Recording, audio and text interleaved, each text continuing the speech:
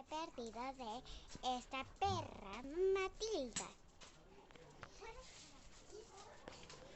Espera, le voy a poner flash para buscar. Oh, no busquemos eso, solo mostremos cómo es su textura y su cara. Sí. Miren, les voy a mostrar algo que es ella. Espera, con flash.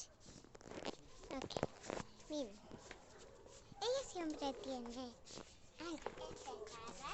Mira, es pesada. Hay que... ladra fuerte. A ver.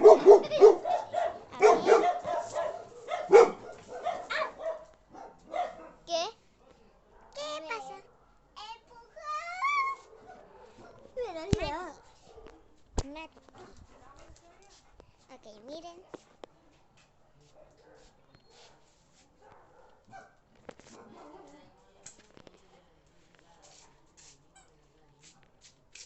Ok, esperen. Ok. Ok, les voy a mostrar algo. Miren su cola. Okay. Miren su cola. Uy, aquí. Lo simpático de ella es que siempre juguetan.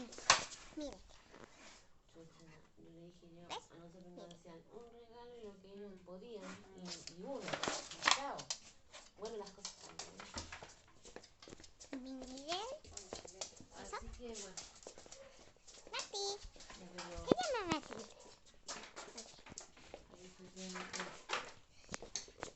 Lo seguro de ella es que siempre juega y juega. Miren. Miren, miren. Ok. Y eso es todo. Adiós. Adiós.